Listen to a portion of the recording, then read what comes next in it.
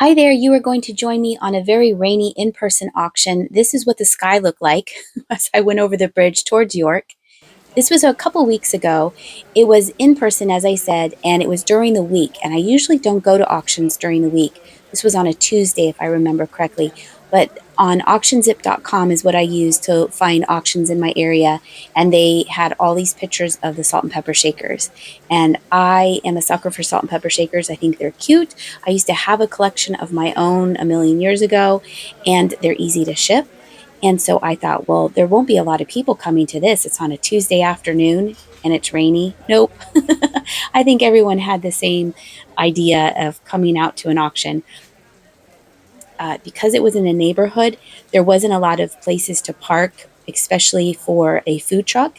So I had to walk around a block. It wasn't that bad. That's what umbrellas are for. But there was no room for a food truck. And we were there, I think, starting at 1, and it went until probably 6 o'clock. I didn't stay for the whole thing, but they said they were hoping till around 6 o'clock to get out of there. So you know what the auctioneer had? He had free water and free chips, bags of chips for the people, because he says, hey, there's not a lot of room for food.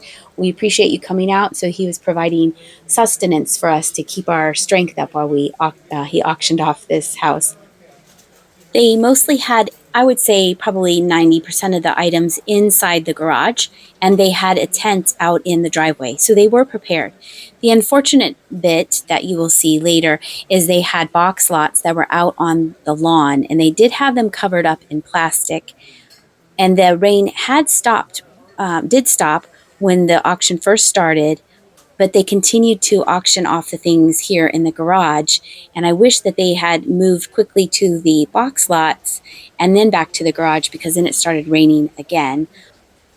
It is what it is. They know what they're doing. I thought this was adorable. I didn't know what this was when I saw it online. It's a decanter.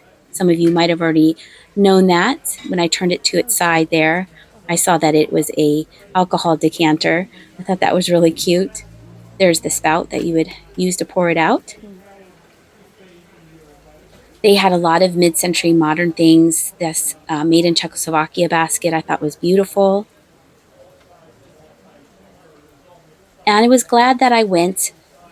Really, really rainy, which I don't really like driving in the rain, but worth coming out.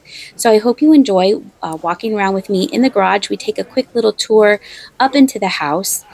There wasn't really too much to see there. They had a little bit of furniture, but like I said, most of the things were here in the garage. The prices went not too high, but there were quite a few resellers that I recognized that were at this auction. Look at this Empoli glass decanter with a stopper.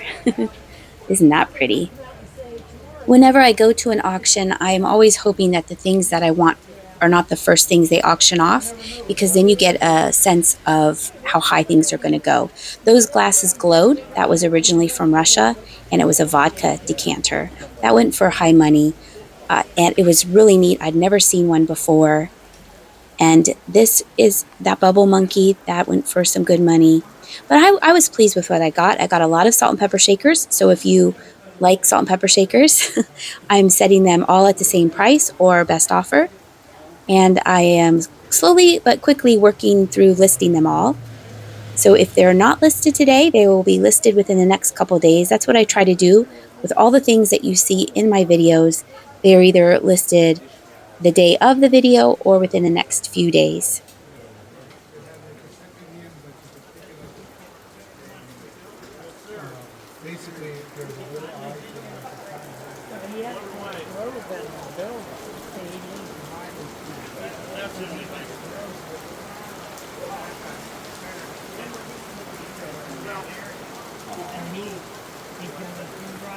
Well, same way with me when I went down there and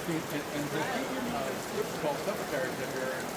I mean, you got it all done.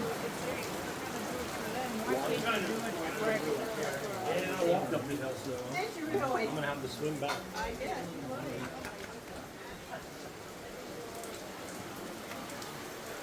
Just off of the garage, they used it as a rec room.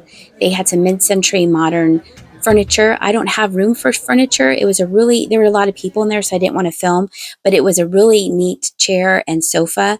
And someone told me that they went for $5 a piece, which I thought was a shame because it was really, really cool. They just needed updating on the upholstery, but sometimes that's what happens is furniture doesn't go very high and sometimes it does. In a bedroom, they had this paint by number set, and I don't know if they forgot to take this off the wall, but I do know that that was a puzzle right there. That's a puzzle.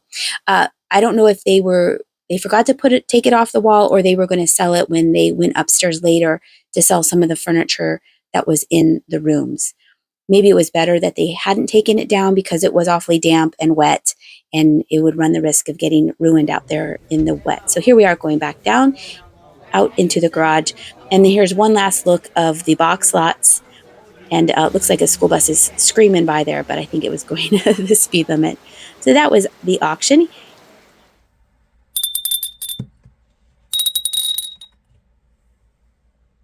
Here are all the salt and pepper shakers that I picked up. I also was able to pick up some linens, hot pads, and some china from Bavaria and Germany that are in really great shape.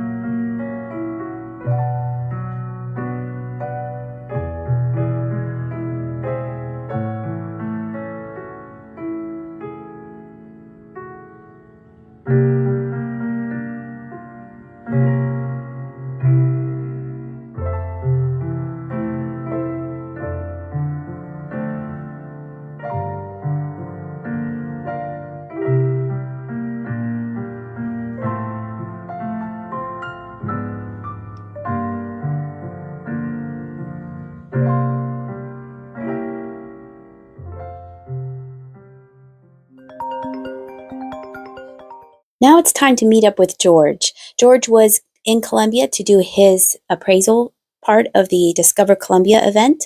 And so Jocelyn and I met him at Burning Bridge Antiques. This is a little booth that Jocelyn and I both like to look at whenever we come here. I immediately went here first because this little, not really booth or shelves, but it's always stocked with the cutest things. It seemed like the theme on this visit was owls.